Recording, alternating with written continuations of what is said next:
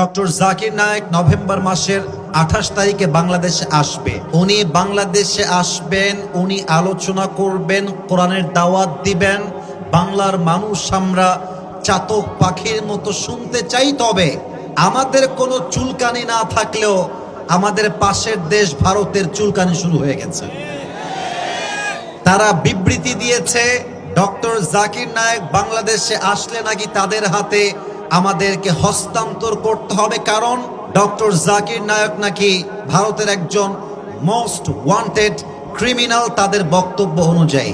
আমি আমাদের ইন্টারিম গভর্নমেন্টকে অ্যাড্রেস করে একটা কথা বলতে চাই, ডক্টর জাকির নায়েক আসবে, ভারত যতই চিল্লাক, ভারত যতই কথা বলুক, সাফ সাফ বলবেন এটা আমার মাতৃভূমি, এখানে আমার কথা চলবে, ভারতের কথা চলবে না।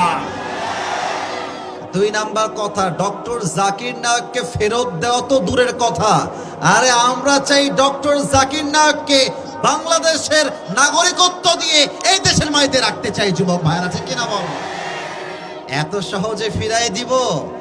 আমরা আমাদের আল্লামা দেলোয়ার হোসেন সাইদি হুজুরকে হারিয়েছি, আমরা আগামীতে কোন আলেমকে বাংলার মাটির থেকে আর হারাতে চাই না। নওগাঁর ভাইরা আছে কিনা বলো? ভারত আমাদেরকে বলছে যদি আমরা তাকে হস্তক্ষেপ না করি, তাকে আমরা হস্তান্তর না করি, তবে নাকি আমাদের সমস্যা হতে পারে। আরে বেটা, যেই বাংলার মুসলমান স্বৈরাচারের সামনে 2 বুককে গুলির সামনে পেতে দিয়েছে, বুকের তাজা রক্ত দিয়ে শহীদ হয়ে গিয়েছে, ওই বাংলার মুসলমান জালেমকে ভয় পায় না, ভারতকে ভয় পাবে কেন বলেন না সবাই? ডক্টর জাকির নায়েককে আমরা বাংলাদেশে ওয়েলকাম জানাই এবং আমরা বিশ্বাস করি বাংলার মাটি 90% বেশি মুসলমান এই দেশে আমরা বসবাস করি। অতএব এই দেশের মাটিতে থেকে কেউ যদি ভারতকে ভয় পেয়ে, ভারতের হুমকিকে ভয় পেয়ে ডক্টর জাকির নায়েককে প্রবেশ করতে না দেয়, এটা বাংলার মুসলমান চুল পরিমাণ বরদাস্ত করতে পারবে না। আমাদের সবার স্পষ্ট কথা, ডক্টর জাকির নায়েক বলে কোনো কথা নয়।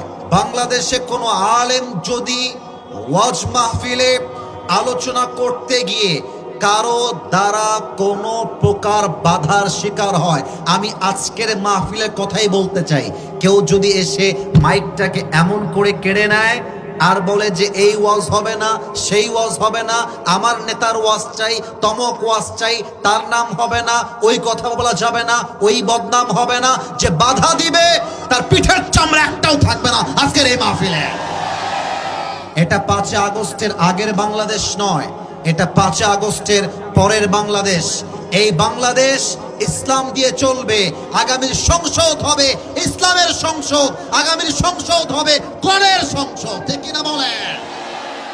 আল্লাহ যেন কবুল করে, পড়েন সবাই আমিন। আল্লামা সাইদি মাঝে মাঝে বলতেন, তোমরা যারা আমাদেরকে হক কথা বলার জন্য মৌলবাদী বলে গালি দাও, আমরা কিন্তু মোটেও রাগ করি না, কারণ মৌল আসছে মূল থেকে। দেখা যাক হাপানিয়ার ভাইদের গলার আওয়াজ আছে না মরে গেছে, লেটস চেক ইট। আমি একটু চেক করতে চাই, আমরা এসেছি মূল থেকে। কি থেকে? দাঁড়িয়ে থাকা যুবকরা আওয়াজ তোমরা দাও নাই, I can't here your sound, আমাকে আওয়াজ দিতে হবে। আমরা এসেছি মূল থেকে। কি থেকে? এবার আপনারা গ্রামের মানুষ, আমিও গ্রামের ছেলে, বলেন তো গাছের আগায় শক্তি বেশি না গোড়ায়? আর একটু জোরে, আগায় না গোড়ায়? উনি বলতেন তোমরা থাকো গাছের আগায়, আমরা থাকি গাছের গোড়ায়। বাড়াবাড়ি বেশি করতে চেও না, বেশি বাড়াবাড়ি করলে 16 কোটি মানুষ মিলে গাছের গোড়ায় একটা ঝাঁকুনি মারবে, মামুর বাড়ি দিল্লি গিয়ে পড়বা, দিল্লি গিয়েই তারা পড়েছে। অতএব আগামীতে ভারতের দালালি করে এই বাংলার মাটিতে কাউকে টিকতে দেওয়া যাবে না। 2 হাত তুলে বলো ঠিক কিনা?